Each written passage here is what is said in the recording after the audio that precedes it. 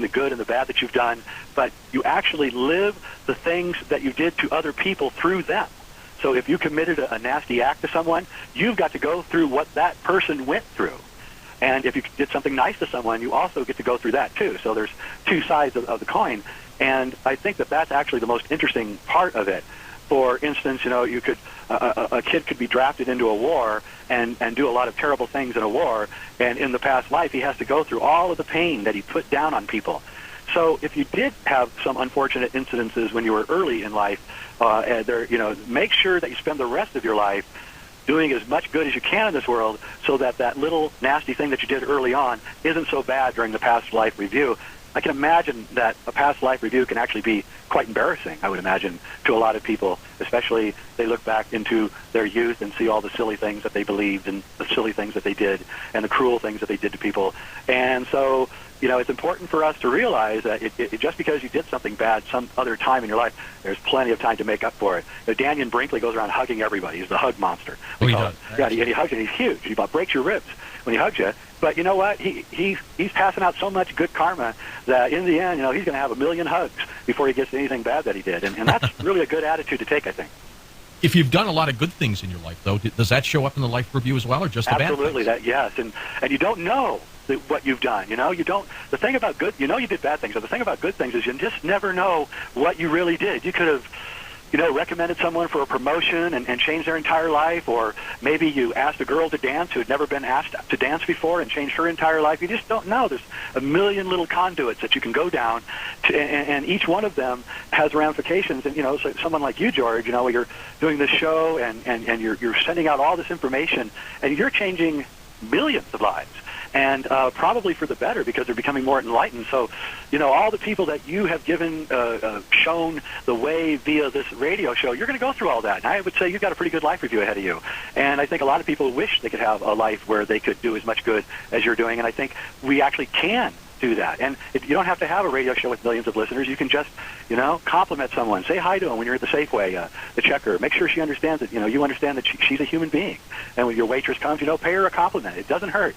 It only helps. And make sure it's sincere and you're not doing it just to have a good life review. Right. Exactly. You're not doing it just for show, right? Yeah, it's got to be real, because you can't escape the life review. It's inescapable. It's something so profound, and people who have had near-death experiences whom we interview in the film Infinity, they come back and some of them cry for a month after their life review. Sometimes it's a cry of joy, sometimes it's a cry of pain, but this life review is extremely profound.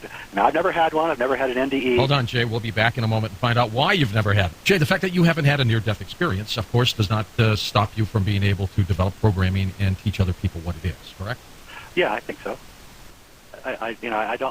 I've seen enough evidence, that there's something there, and it intrigues me. And of course, I understand, I guess what Hoagland would call hyperdimensional physics, enough to know that each one of us has a toroidal sphere, like a donut-shaped energy field around our bodies, and that when we are lying our bodies are lying at the very center of this vortex that is inside the donut.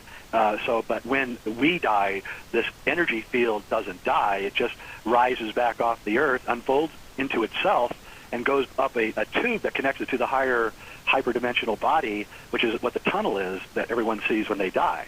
So I can understand it from a purely physics point of view, and so that makes me comfortable enough to know that there's a very, very large chance that there is no such thing as death, and that's what got me interested in all this, was the physics.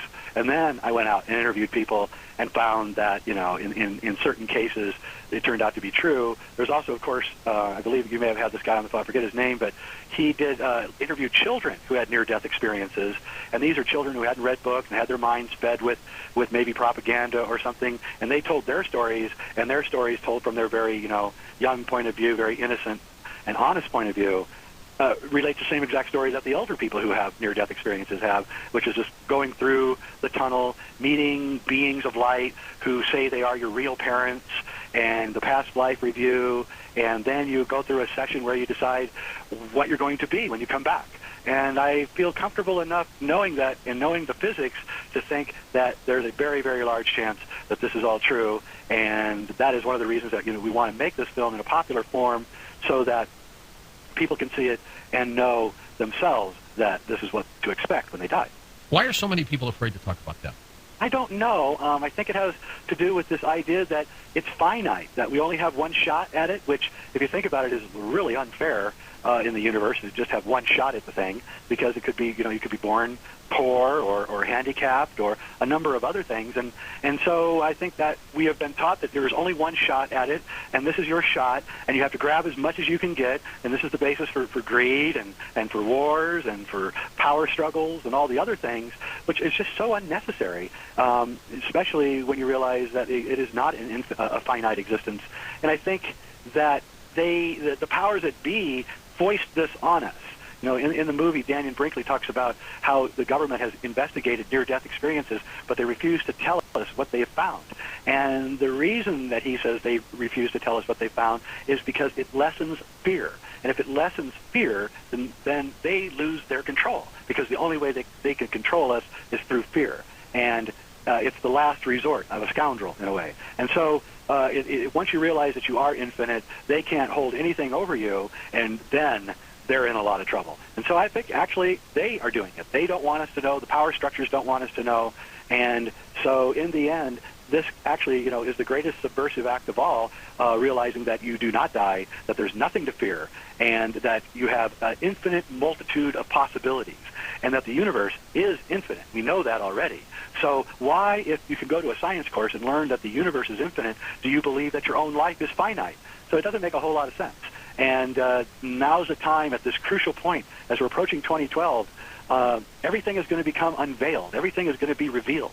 And there are going to be no secrets anymore. It's already happening. It's what the Internet is about. It's what your show is about. It's what my work is about. And all the secrets are going to come undone. And one of the main secrets of all is that we are hyperdimensional beings. This is a hyperdimensional universe. And the energies do not die. They only transform themselves. And when that realization finally hits us, no one can ever tell us what to do again. And we can face the world bravely every moment and know that no matter what they do to us, that nothing is real and nothing is finite. And then they will lose their power, and we can recreate the world, which is what I really think is going on over the next 2 or 3 years.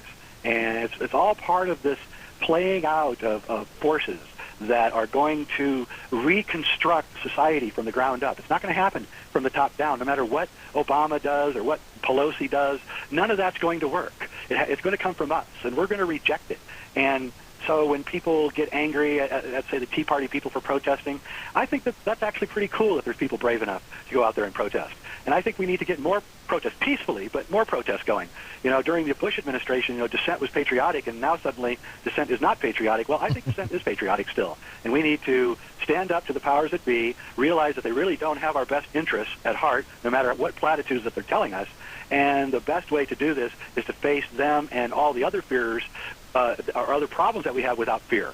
And every day they're cooking up another basket of fear for us, whether it's global warming or food shortages or the wars in Iran. And it's like there's a little team somewhere, that's the fear team, working on what fears they can cast out today to get everybody upset and angry. And we have to realize this is all a grotesque manipulation to use our primal emotions like fear and use them against us.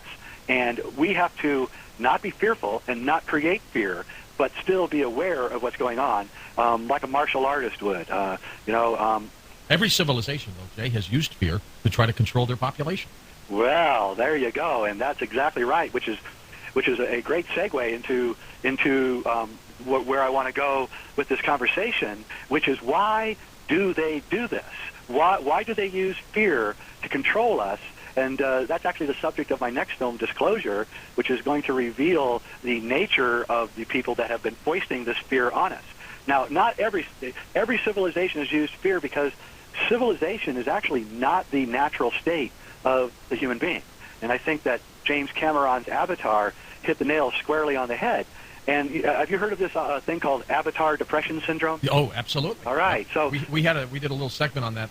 The day or two that Avatar came out, people got depressed, suicidal. They did. And the question is why? And the answer is, and I know several psychologists who have told me about this, and the answer is first, they see the military in the film and realize that is them. Then they see the Na'vi living in this paradise in nature, all connected together to each other and to the planet, and they realize that they have become divorced and alienated from nature, and together this creates a cocktail of depression. And I have to give James Cameron a lot of kudos because he made one hell of a film, and I knew when I walked out of the theater that it was going to be the biggest hit of all time because he got into the underbelly of our mass psychosis